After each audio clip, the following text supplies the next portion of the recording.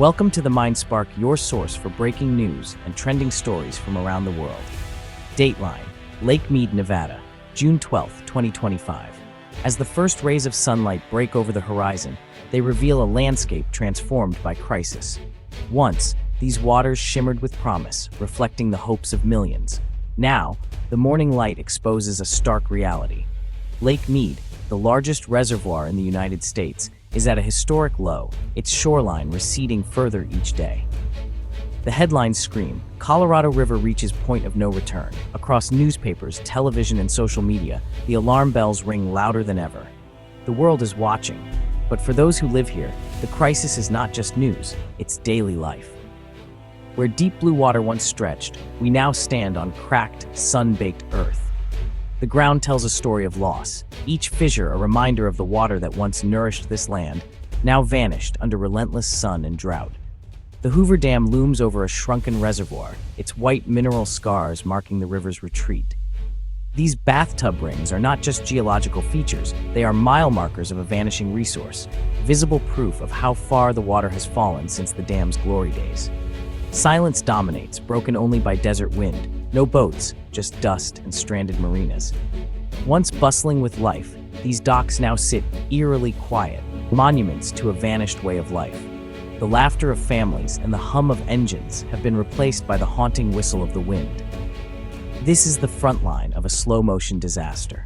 Year after year, the water recedes and the crisis deepens. The Colorado River Basin, once a symbol of abundance, now stands as a warning to the world about the consequences of overuse and climate change. The Colorado River, lifeblood of the Southwest, is in critical decline. Once a mighty force, carving canyons and sustaining cities, its flow is now a fraction of what it was, struggling to reach the sea.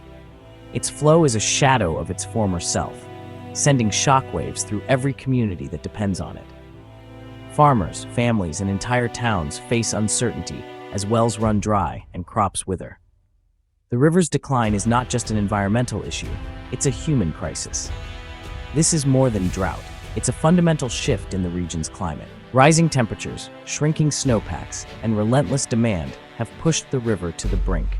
The Southwest is being reshaped before our eyes. The river's decline threatens water for 40 million people, our food supply, and the future of entire cities.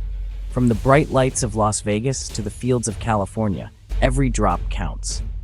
The choices we make now will determine whether these communities survive or fade away. The time for small fixes is over. The crisis demands immediate, profound action. It's a call to rethink how we live, use, and value water. The river's cry for help is clear. Will we answer before it's too late? For generations, the Colorado River has been the heart of the American West. Its power carved the Grand Canyon and nourished vast ecosystems. Indigenous peoples lived in harmony with its rhythms, seeing the river as sacred and life-giving. Their cultures and traditions are deeply tied to its fate. The arrival of settlers brought a new vision, the river as a resource to be controlled. Massive dams and aqueducts transformed the desert, fueling explosive growth and agriculture. Cities like Phoenix and Las Vegas flourished, powered by the river's water and energy. But this engineered triumph was built on assumptions that no longer hold true. Now, we're discovering the immense price of that ambition. The river's decline is written on the land, bathtub rings around Lake Mead and Powell, stark reminders of how much water has vanished. These pale rings, etched high above the current waterline, mark the river's former glory, a visual record of years of drought and overuse. Exposed canyons and barren shores stretch for miles, revealing rock that hasn't seen sunlight in decades. The receding water exposes the bones of the landscape, telling a silent story of loss and change. Each foot of lost water is billions of gallons gone, enough to supply entire cities, now vanished into thin air. The cracked earth and shrinking shorelines are a daily reminder of what's at stake. As reservoirs shrink, ghostly landscapes and forgotten settlements emerge from the depths. Once hidden beneath the water, these ruins are now exposed, haunting reminders of a different era. The river itself is narrower, shallower, and choked with invasive weeds that thrive in the warm, slow-moving water. Once a mighty current, it now struggles to flow, its power diminished. Native fish like the Colorado pike minnow are critically endangered, their habitats shrinking, and their numbers dwindling. Scientists work tirelessly to save these species, but the odds grow longer each year. Dying cottonwood and willow forests line the dry riverbanks, unable to regenerate without the seasonal floods that once nourished them. These trees, vital to the river's ecosystem, are fading away. The once lush delta, where the river met the sea in a vibrant web of life, is now a salty mudflat. The river rarely reaches its end, leaving the land parched and lifeless. This is more than an aesthetic loss, it's an ecological tragedy. Wetlands that once teemed with birds and wildlife are now silent, their habitats destroyed by the relentless retreat of water. The scars of scarcity are everywhere: cracked earth, abandoned boats stranded far from the water, and riverbeds that have become dust. These are the visible signs of a system fundamentally broken. The landscape cries out for relief from relentless pressure.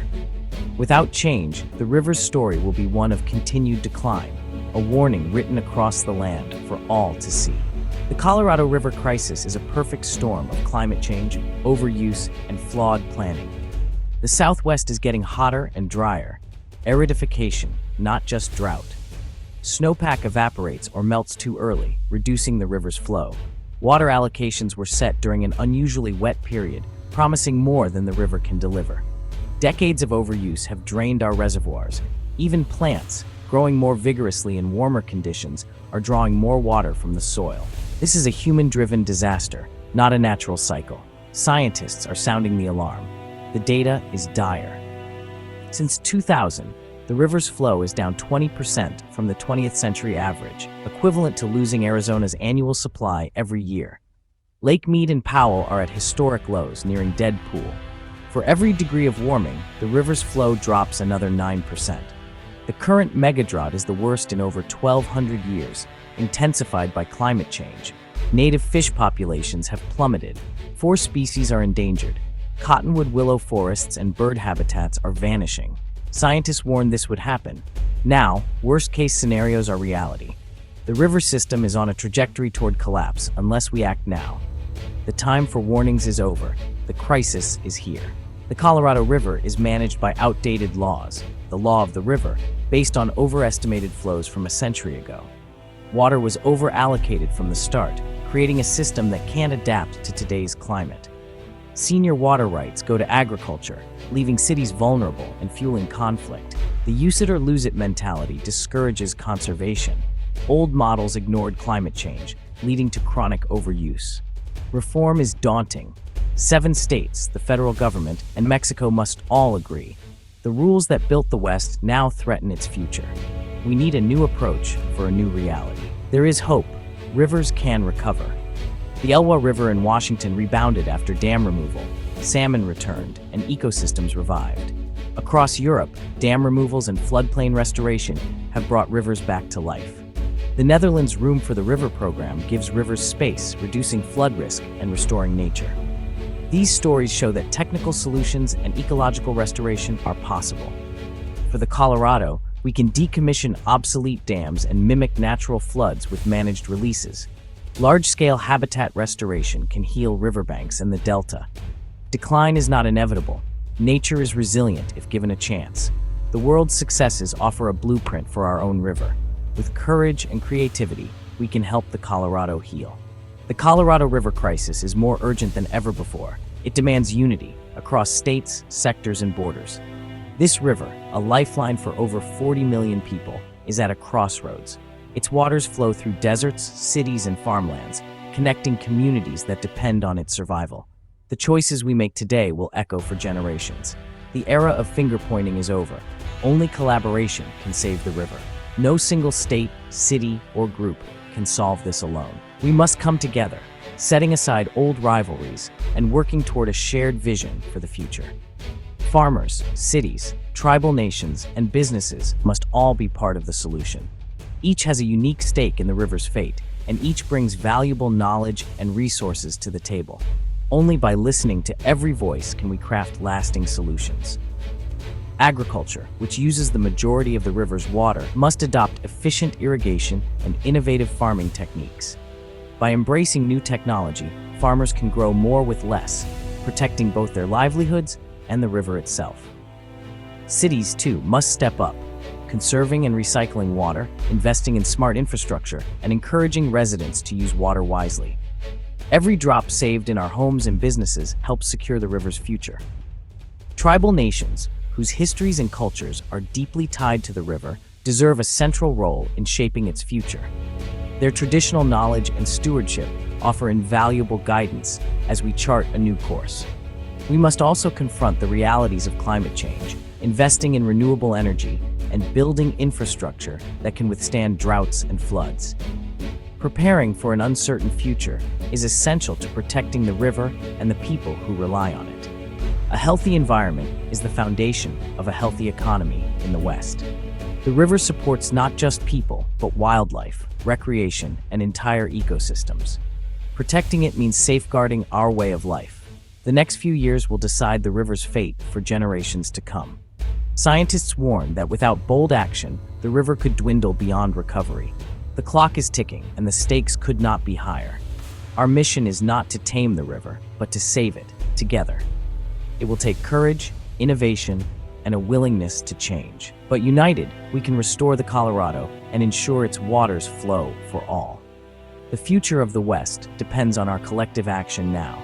The river's story is still being written, and together, we can choose a future where it thrives. The path forward is innovation, science, and shared responsibility. We must rethink our relationship with water, embracing recycling, precision irrigation, and drought-resistant crops. Science must guide every decision, from forecasting to restoration. Communities are already reducing water use and pioneering new methods. The status quo is no longer an option. We must all be part of the solution.